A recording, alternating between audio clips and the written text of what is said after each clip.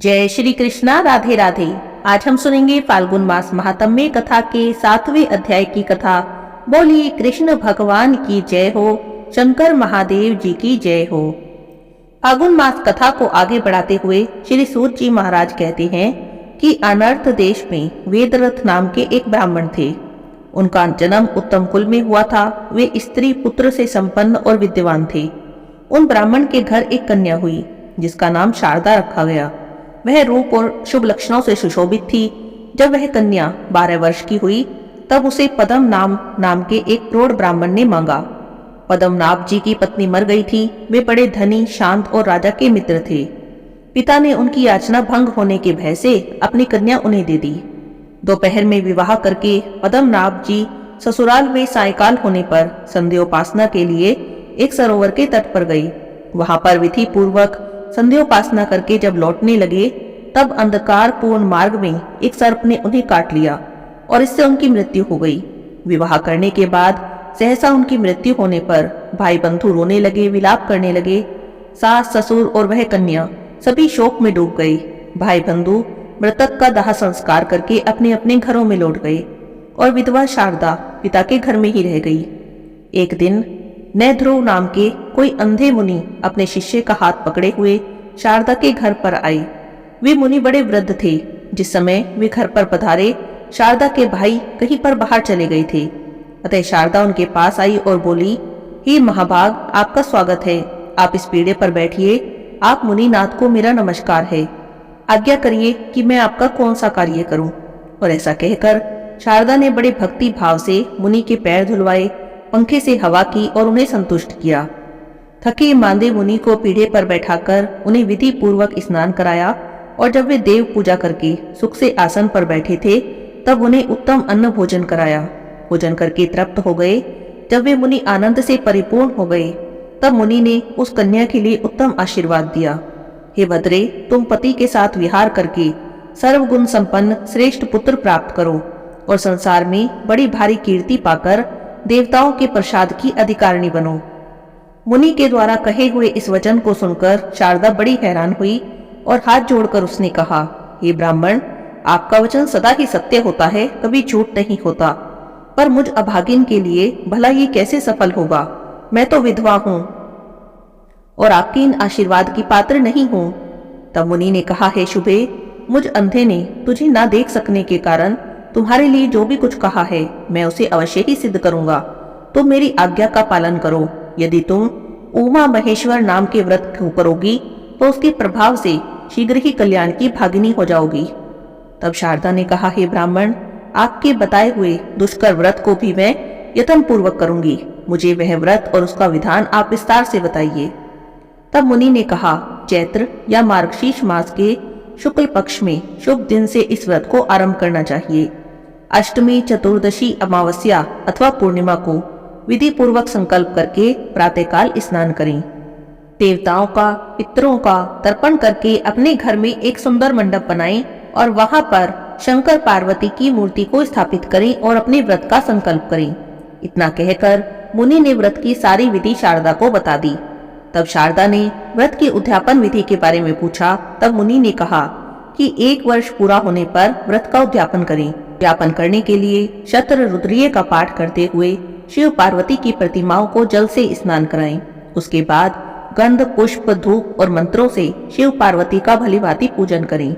वस्त्र, स्वर्ण और प्रतिमा सहित वह कलश सदाचारी आचार्य को देकर ब्राह्मणों को भोजन कराएं।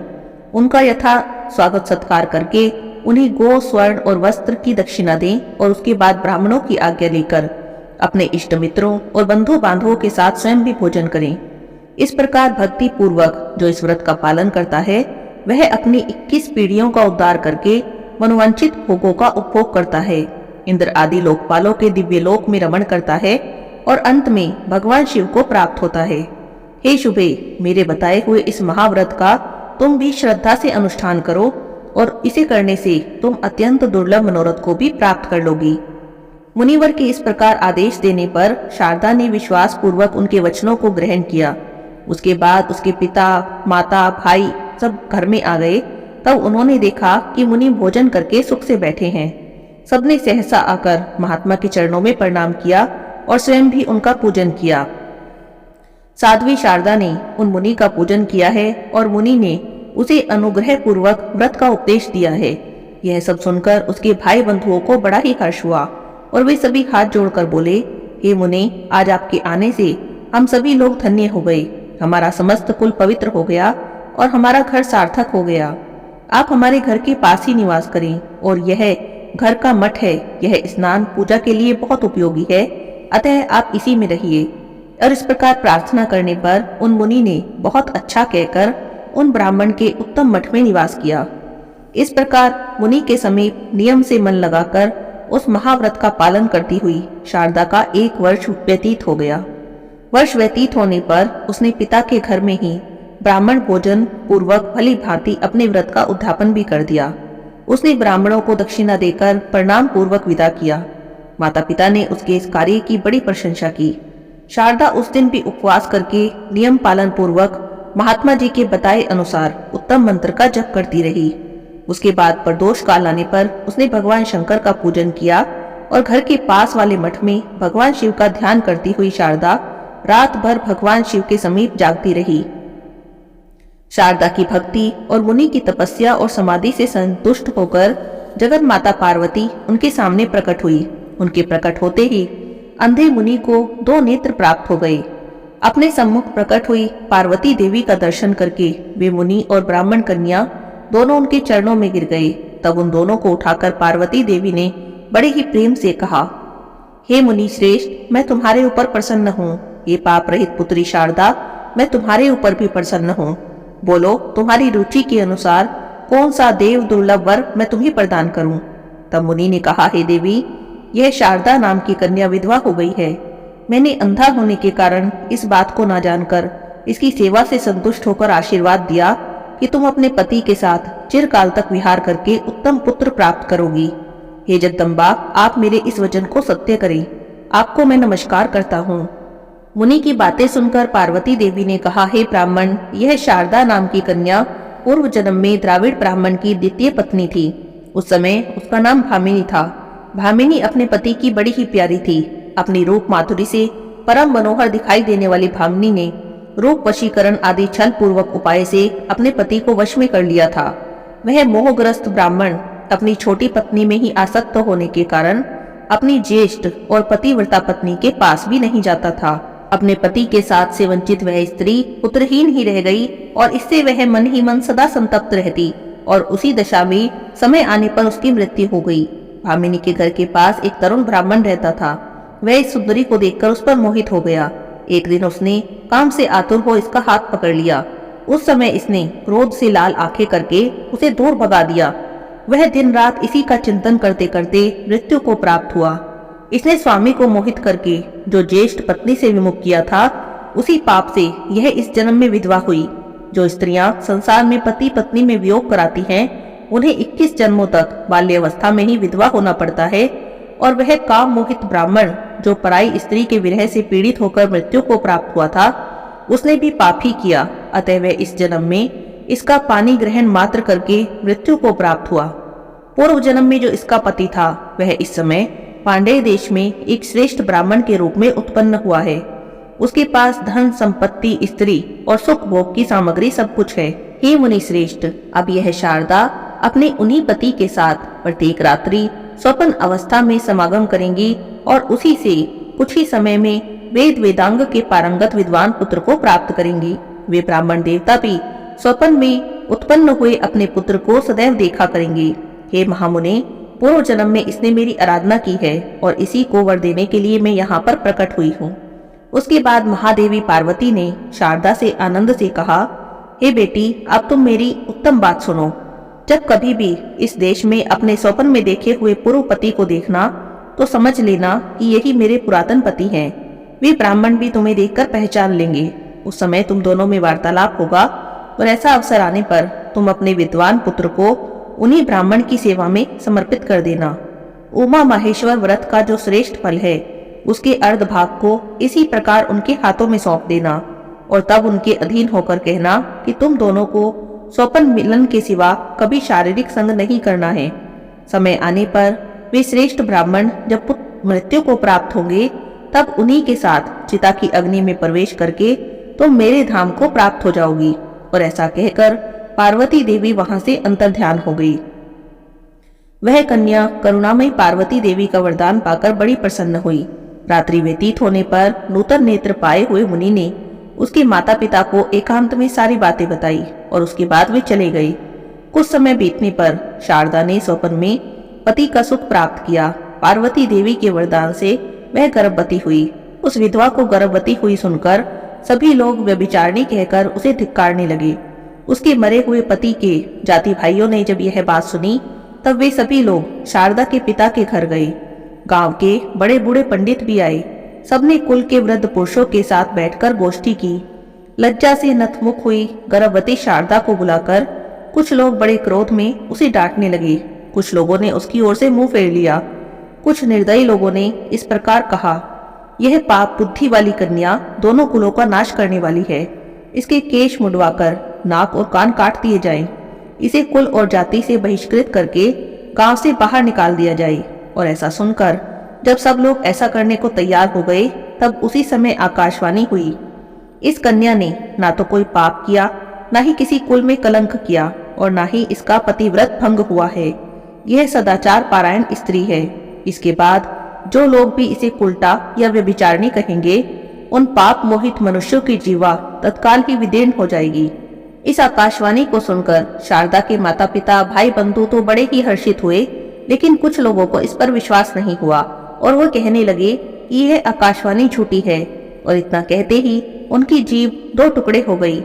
फिर तो सब जाति बंधु बांधवों स्त्री बड़े बूढ़े साधु साधु कहकर शारदा की प्रशंसा करने लगे। कुल की स्त्रियां प्रसन्न हो गई और दूसरे लोग कहने लगे कि देवता कभी झूठ नहीं बोलते, पर यह समझ में नहीं आता कि यह गर्भवती कैसे हुई। इस प्रकार संशय में पड़े हुए लोगों को देखकर लोक तत्व को जानने वाले एक पुरुष ने कहा, यह जो कुछ देखने और सुनने में आता है यह संपूर्ण विश्व मायामय है। इस क्षणभंगुर संसार में अकथनीय और असंभव बातें भी माया से होती रहती है। माया ईश्वर के अधीन है, अतः उन ईश्वर की लीला को कौन जान सकता है।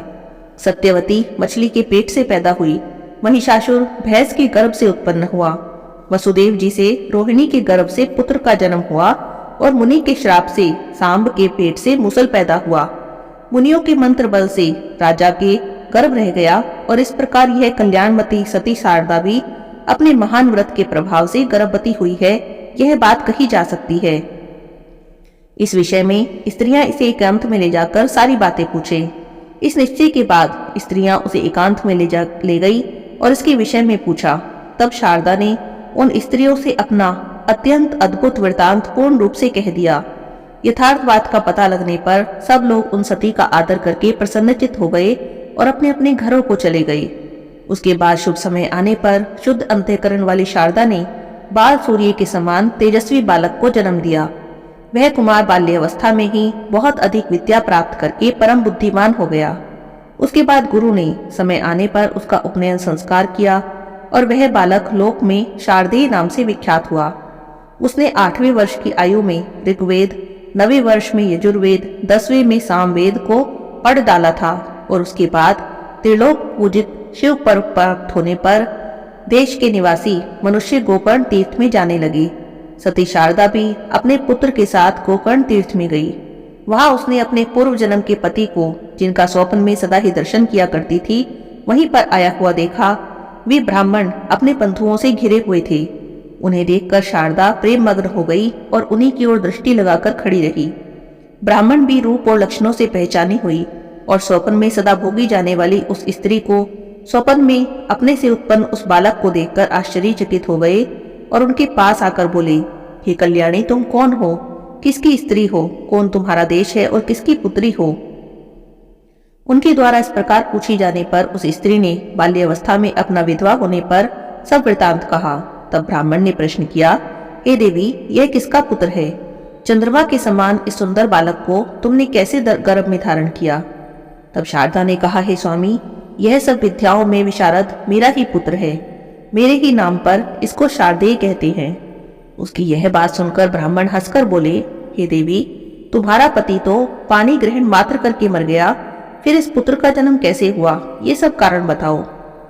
तब शारदा ने कहा, हे महामते, परिहास से कोई लाभ नहीं। आप मुझे जानते हैं, मैं आपको जानती हूँ। इस विषय में हम दोनों के मन ही प्रमाण हैं। और ऐसा कहकर उसने देवी के दिए हुए वरदान आदि की सारी बातें बताई। अपने व्रत के आधे भाग व्रतधारी कुमार शारदेय को उन्हें सौंप दिया।